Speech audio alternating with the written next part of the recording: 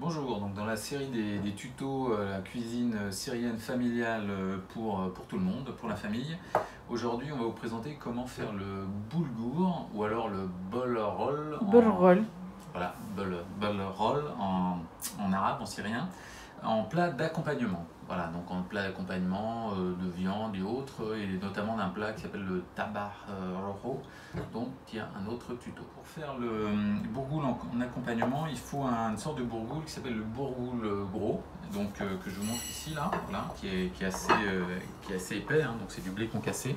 Donc à la différence du boulgour ou le boulrol fin que vous voyez ici, qui lui sert pour le taboulé et le kebbe. Donc c'est vraiment du bourgoul gros, hein, qu'il faut utiliser comme plat d'accompagnement. En plus du boulgour, c'est assez simple, on a donc du sel, de l'huile d'olive, voilà, et un verre doseur, et c'est avec ça que vous pourrez préparer votre petit accompagnement. Alors maintenant on passe à la cuisson. Donc pour ça, vous préparez votre casserole de cuisson, vous mettez un petit peu d'huile d'olive au fond, voilà, comme ça. Et puis vous dosez votre bourgoul. Donc typiquement pour là on va voir que c'est pour 3 personnes, il faut à peu près 2 tasses de bourgoul, ça suffit largement. Alors là-bas ils mettent pas d'huile d'olive, ils mettent du beurre clarifié. Mais nous on va faire la version voilà, light. Voilà, donc vous remplissez vos doses et on attend que l'huile chauffe avant de faire... on peut le mettre maintenant, on le met maintenant, voilà. Ouais, ça fait déjà une bonne quantité. En fait, c'est la façon de faire pilaf, hein, donc c'est du bourgoul pilaf. Comme le riz, on peut faire le quinoa de la même façon. Voilà. C'est une préparation très classique, pilaf.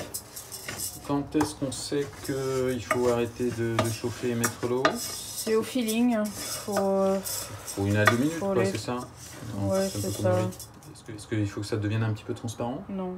Non, pas que ça devienne transparent. Voilà, donc après 2 ou 3 minutes, votre bourgoul est prêt. On va rajouter l'eau. Hein, donc le dosage, c'est un verre d'eau pour... un verre et demi pour un verre. Un verre et demi pour un verre de bourgoul. Donc là, on a mis 2 verres de bourgoul. Donc ça fait 3 verres d'eau. Là, c'est assez simple. C'est une bonne règle de 3. Voilà. On voit d'ailleurs que ça crépite. Et maintenant, on sale généreusement, comme du riz, voilà. Et ensuite, on va attendre que ça bout. Une fois que ça bout, attends, non, c'est pas maintenant. Une fois que ça bout, on baisse et on met le minuteur. Voilà, c'est ça, exactement. Donc une fois que ça bout, on baisse, on met le minuteur. Et on couvre. Et on couvre. Voilà, donc là ça bout, donc vous baissez le feu. Donc là, nous on va se mettre à 3. Vous couvrez. Et puis on met à cuire pendant 13 minutes. Voilà, donc là les 13 minutes de cuisson sont passées. Donc vous pouvez goûter votre bourgoul pour voir s'il est cuit, comme ça, sans brûler. Là, impeccable, cuit à point. Hop, légèrement al dente, super. Vous allez pouvoir servir votre bourgoul en accompagnement.